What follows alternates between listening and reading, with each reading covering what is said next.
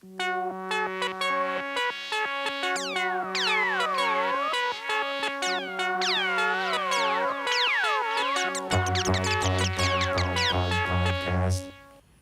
right, welcome everyone. Hey there, this is Graham. This is Ashkahn. And today's question for you is, I'm curious what your preferred disinfectant is for the shower areas. Yeah, that's, it's a bigger question than you may think. There's kind of a lot to unravel there. Yeah, what are showers? Yeah. How exactly do you define areas? That's a complicated one. Who am I? Really? I mean, so there's a few things to know about how you're cleaning things. And the first one comes to verbiage. Like the when you start talking about cleaning and you're saying words like disinfection and stuff like that, what you need to realize is those words all of a sudden have very like specific and technical meaning when applied to cleaning things. Cleaning doesn't really have like a very specific meaning. That's like, you can say cleaning kind of in a general way. But the word sanitize, the word disinfectant, the word sterilize, these words mean very specific things. And actually, they mean kind of different things to different industries too. Disinfection isn't exactly the same in the kind of pool and spa world where we're used to talking about it for, talking about like chlorine as a disinfectant or something, versus kind of the cleaning tables sort of world, like cleaning products that you might buy at a store. And counterintuitively, disinfectant actually is more hardcore for cleaning the tables than it is in the pool world, which is interesting. So yeah, and it's usually based on how much of something this cleaning product can kill. So usually as a disinfectant in the pool and spa world, that usually means one, it's like EPA registered for your use is one part of the meaning. And the other part is that it has usually what they talk about is a 3-log kill, which means logarithmically it does like a 3 logarithmic drop from the kind of starting amount of bacteria. So that would mean basically it's the same as saying a 99.9% kind of kill rate. And they usually start up about like 6 or 7 logs, about kind of 1 million units of whatever bacteria they're testing against. And they're looking for that to drop to, 99.9% of them to be killed.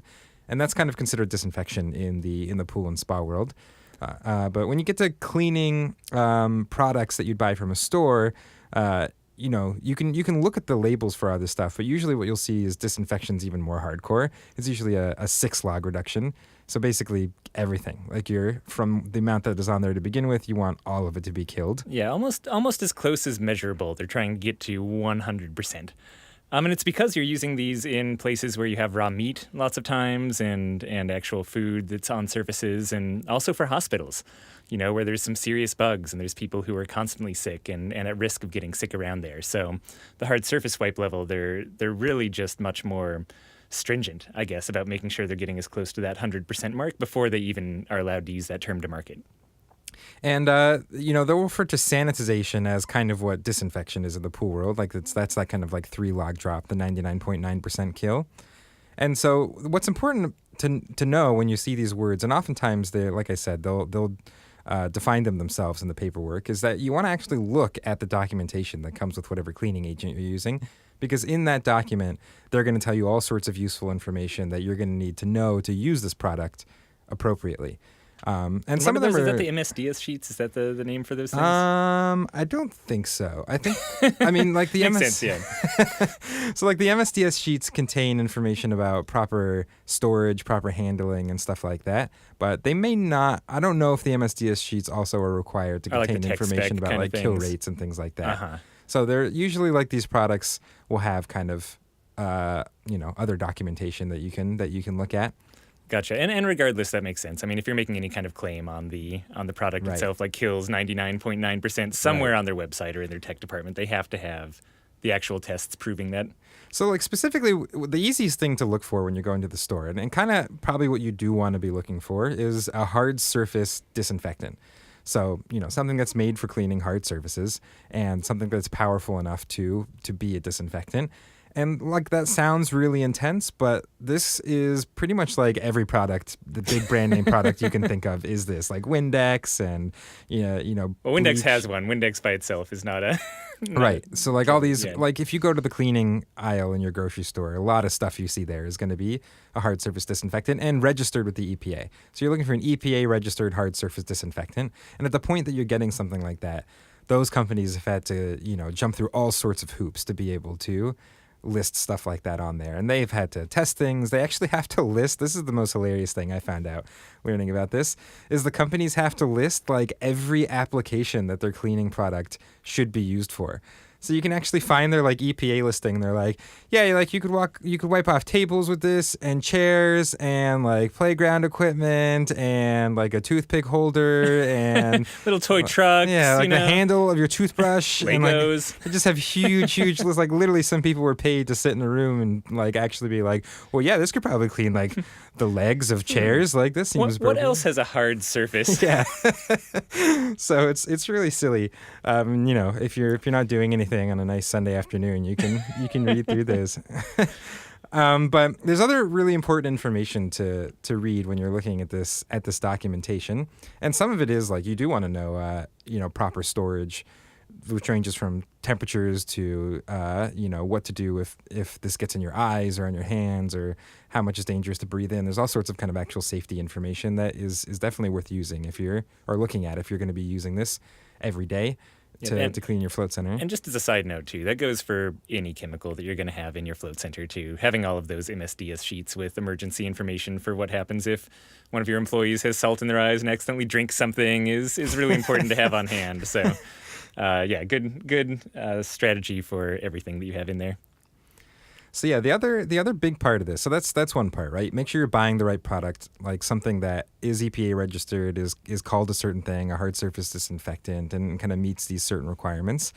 And at that point, the other big thing to know about, and we've mentioned this a few times on this, is that these different cleaning products will actually be able to kill different things based on how long they're sitting on the surface.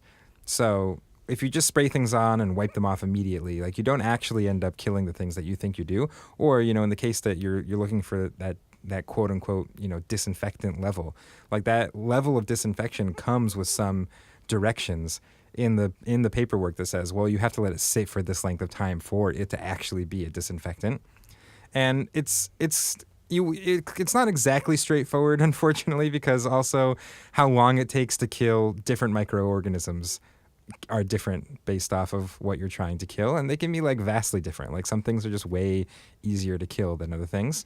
Yep, and so you end up with kind of these categories usually. It'll be, well, it kills all of these things after this amount of time, and it'll kill all of these things after this longer amount of time, and maybe the hardest to tackle kind of viruses and things like that, it'll kill after an even longer amount of time. They'll kind of have all of those listed out separately. Yeah, and they might also list different dilutions for those things. Like for disinfection, you need a 1 to 64 dilution, and for sanitation, it could be a much lighter dilution than that, and it can actually hit those sanitizing levels.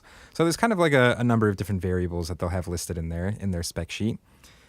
And I guess we specifically use... Yeah, what's the answer to the person's question the actual now? answer. That was just background to get to the answer. Yeah. And let me give a little background before I answer this. Basically all of this stuff, when we start talking about cleaning... Oh, I thought you were kidding about giving No, background. no, Go on, though, yeah. I gotta lay this in a little bit first. When we talk about cleaning and all this stuff, pretty much all of this is about risk management. So it's an important thing to keep in your head. Like there's always ways to go, more hardcore in terms of your cleaning, and there's always ways to go easier. And what is that exact right spot that you should be doing things where they're not super insane for you and your staff and stuff like that, but they're actually still keeping people safe? It can be a little bit hard to say, and we're certainly not microbacteriologists. Obviously, as you can see, we're not bacterial munches. We're not virus doctors or whatever. So we're kind of going with what our kind of assessment of what we think is appropriate is, and what seemed like a good spot to be in for us. So feel free to look at this and consider your own kind of sweet spot. But for us, we use a product called Simple Green D Pro 5. So it's kind of like a more industrial version of the Simple Green that you may be used to. Or as one of our staff members labeled it beautifully, complicated green. Yeah, so our complicated green, and that's because if you look at the paperwork for simple green, just normal simple green, it's not really powerful enough. It actually, I don't think when I looked into it, I think what I remember is it couldn't disinfect at any length of time. Like you could leave it on there for an hour and it would never actually hit those levels that the simple green D Pro 5 is able to hit.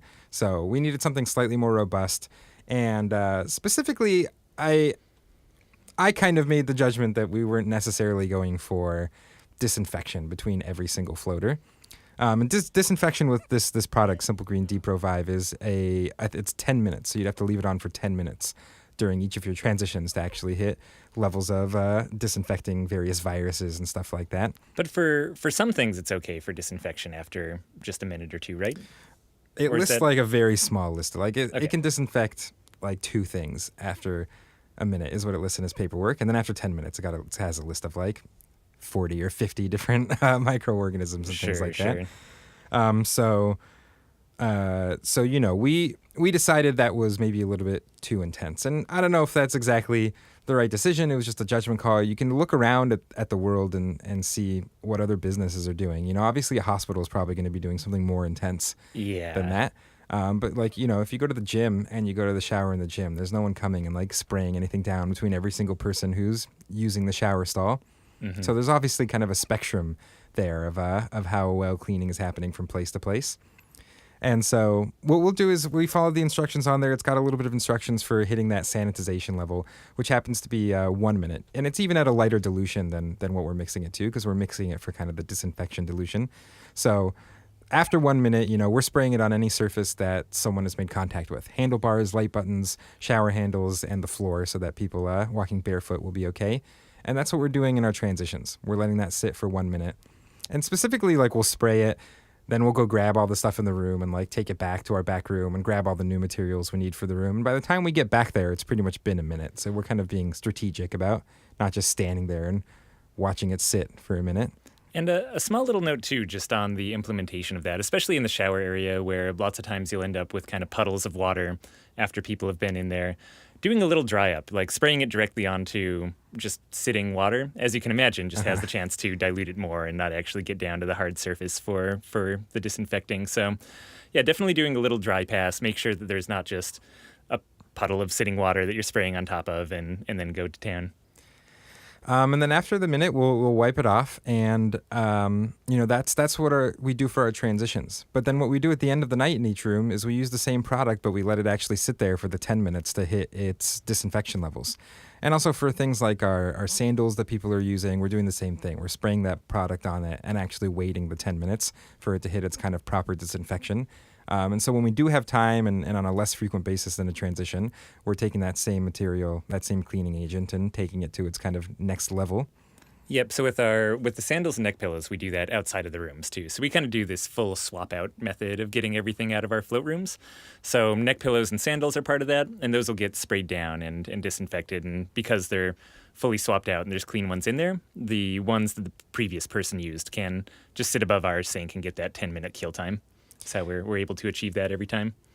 Yeah, so look into it. Look into your products. Actually read the paperwork. Get familiar with it. If you want, if you're on good terms with your health department, you can call your health department and say like, "Hey, this is the product I was considering using between people to clean the shower and stuff. Like, what do you think?" And they'll probably be able to give you, you know, like, "Oh, actually, like I'd feel more comfortable if you went, you know, to a more intense product than this," or "No, that should be great. Like that's a very appropriate level of cleaning." You know, and if you're on bad terms with your health department, maybe this is a way to encourage them to think of you more friendly, you know? That's true. Being a responsible consumer here. And I guess the other thing to mention is that we also take into the room a bottle of distilled white vinegar that will dilute just like half and half water, half distilled white vinegar. And we've just found that to be really useful for getting salt off of things. So if there's a big salty spot, we'll spray that first with vinegar and it just wipes off really easily. And then the surface is kind of like nice and clean and ready to be sprayed down with our complicated green. Yep. And it should be noted too that, you know, vinegar by itself is not going to achieve an actual kill of these things that you're trying to wipe out. Just using hot water to kind of get rid of the salt and spray down the room is not going to be enough. So you do need something in between to try and catch at least the easy to kill bugs. And then, yeah, like Ashkahn was saying, during the nighttime or any prolonged periods when the rooms are open, get something a little more serious on there that does actually have a kill time for every kind of standard virus, bacteria, things like that.